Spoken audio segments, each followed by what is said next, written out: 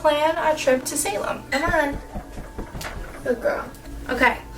Distractions, distractions, distractions. Hi, hello, how are you? My name is Cassie. Anyways, my name is Cassie and I have been trying to plan a trip to Salem for at least the past year now, and I feel like I've learned lots of valuable information within this past year, and I'd like to share that with you today in this video. So we're honestly just gonna jump right into it. So first of all, getting there. Obviously, most of us are not from Salem or maybe even Massachusetts in general. So most people, I imagine, would fly into Boston, Massachusetts. Now, how do we get from the Boston airport to Salem? I am in a couple different Facebook groups for Salem, and I've asked in those groups a couple times, and I've gotten about 4 different answers. I've gotten to take the train, I have gotten to take a bus, I have gotten to Uber, and I have gotten to take the ferry. Now, the ferry is only open seasonally, so that's not always an option. Ubering is going to be about $40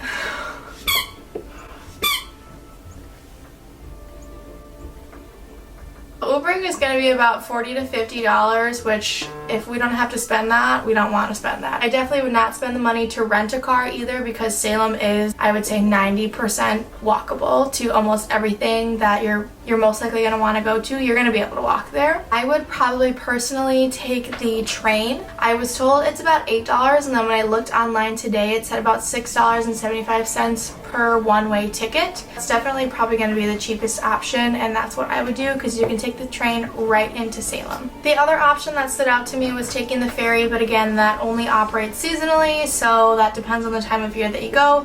But regardless, the most common options are the train, ferry, Uber, or bus into town. Okay, so now that we've gotten into Salem, where are we staying? You've probably planned this before you went ahead and traveled all the way to Salem, but my pick would be the Hawthorne Hotel. This is a famous hotel located right in Salem, Massachusetts, with parking included, so that's a big bonus. Again, if you are taking a car, parking in Salem is going to be very difficult, especially if you're planning on going in the fall/October season. When I looked at the rates, for the most part, everything I saw was about $200 a night. It looks beautiful, classic. It's got a very kind of vintage style to it. It just fits the town beautifully, and I love this hotel. I think this is where I would pick. I think she's doing this on purpose, because she was not doing this until I started recording. The Hawthorne Hotel is where I would pick if I had my choice. There is free parking, which is a big deal if you're going to be taking a car into Salem, because again, in the fall/October months, it's going to be very hard to find parking. To their website, you're just steps away from the Witch Museum and a 4-minute walk from the Witch Trial Memorial. This hotel has a rating of 4.5 stars and over 2,200 reviews. When you Google the Hawthorne Hotel, you will find some links talking about how haunted the hotel supposedly is, which that just adds a little bit of fun. Who doesn't want that, right? I don't know. If I'm gonna go to Salem, you know, I want to see some hauntings. Why not? Other than the Hawthorne Hotel, here are some other places you could stay that have a good reputation. The Daniels House Bed and Breakfast, the Salem Inn, the Merchant, and the Salem Waterfront Hotel and Suites. Now, there are plenty more lodging options out there. These are just the ones that stood out to me. Now that we have arrived in Salem, what are we gonna do? I have a list of things to do and places to eat, so we'll just jump into that right away. From season to season, this will differ. Obviously, during October and the fall months, you're going to have a lot more Halloween-themed activities than you would throughout the rest of the year. But again, they still do have a lot of these Halloween-themed activities all year round. Things that I have listed here are going to be good for all year round. First of all, we have the Salem Witch Trials Historical Walking Tour.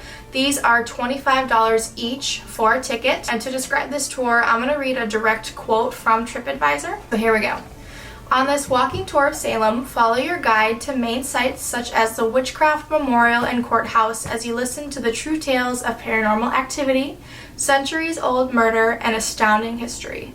Plus, this Salem walking tour starts in the late afternoon, leaving you plenty of time to fill up the rest of your day with activities. That one is definitely something that I would be interested in, just to get a good general idea of where everything is in the city and just kind of learn a little bit about the history. After that, we have the Salem Witch Museum.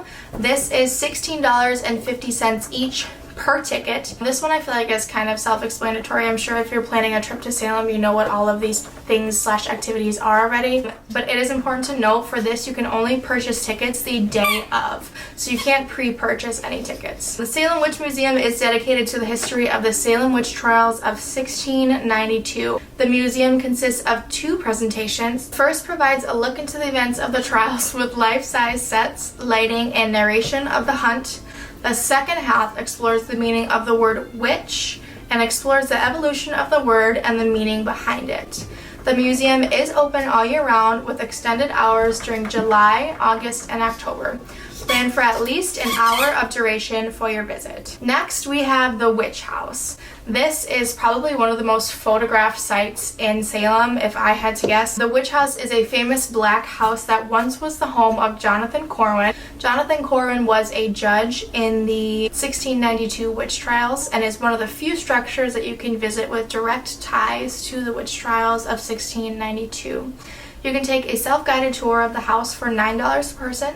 House hours will vary depending on the season.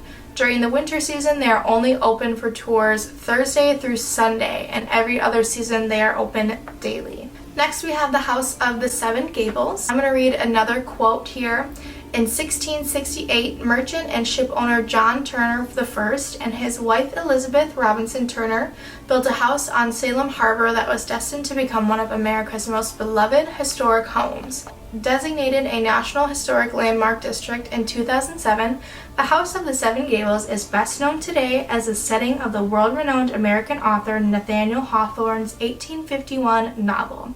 But it is so much more. Learn about the 4 centuries of inclusive history at one of America's most beloved historic homes.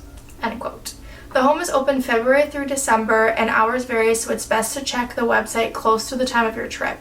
This is a very popular tour site and they even host weddings on site, and yes, I know this because I may have looked. Super cute, honestly. Like, the way they decorate it and everything, and the way they set up the whole wedding ceremony dinner thing, it was adorable. Next, we have the Old Salem Village Witch photo shoot. I think this one is just kind of more of a fun thing.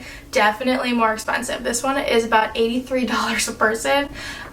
Yet again, let's read a quote directly from TripAdvisor. Capture your inner mystic on a witch-themed photo shoot in Salem. Choosing among 300 different witch and wizard costumes to suit your personal supernatural style and pose against a 3-dimensional backdrop designed to mimic the old Salem village of 1692. An in-house stylist and professional photographer help you look your bewitching best and capture several different poses. End quote. I mean, yeah, if there is ever a place to do this, Salem is definitely it. I feel like this would just be something fun to have as like a little keepsake for you. Now, lastly, for events / activities, this museum is a family-friendly, interactive Halloween museum. Their website is currently down, so I couldn't get an estimate as far as prices for tickets, but it does say online that reservations are required. I don't know if this is just for the fall season and if it just hasn't been updated, but I would definitely check back onto their website because this looks like something that would be a ton of fun. Next, we have stores to visit. I do have a couple stores here that I think would be worth a look. First off, we have House Witch Store. Secondly, we have Crowhaven Corner. Third, we have Emporium 32. Fourth, we have Bewitched in Salem. Fifth, we have The Coven's Cottage. And sixth, we have Black Craft Cult. Following this, we're going to go down to some food options. We have the Gulu Gulu Cafe. This cafe is a bohemian style cafe known mostly for their craft beer, coffee, and light food. After this, we have the Ugly Mug Diner. This diner is a well-known breakfast brunch place, and they're only open from 8 a.m. to 2 p.m. So this is something to keep in mind, only breakfast / brunch. Lastly, we have Salem's Retreat. Salem's Retreat offers breakfast, lunch, and dinner, and they have quite the large variety of food options. I looked at their menu online, and it is a huge menu, so that's something to keep in mind. They are closed on Tuesdays, too. Lastly, I found out that there is a Salem app. I just discovered this right before filming this video. If you type in Destination Salem, Massachusetts, it'll pop up on the App Store. So I went ahead and downloaded the app to take a look, and I'll show you guys what it looks like and what it has on the app. Definitely something that you're going to want to have if you do end up deciding to take a trip out to Salem. So this is what the app looks like. When you open it up, you'll see special events here, and then if you click to the right, it'll say where to go, and then if you click on the upper left bar, you'll see My Salem, then you'll have events. After that, you'll have a little partnership thing. That's not so important. Then you'll have a map. This would be super helpful if you're going to take a trip. After that, we have restaurants in the area, then we have activities in the area. Next, we have shopping. Who doesn't want to go shopping? After that, we have stay, so hotels in the area. And then we have news, social, and frequently asked questions. And then lastly, we have photo frames. Couldn't really figure this one out, but overall, super helpful app. So that is all for today. If you watched this video, I hope you found at least one thing helpful, and thank you for taking the time to watch this whole thing. Let me know if you're planning your trip to Salem. And that's all for today. I love you, and I will see you later. Bye!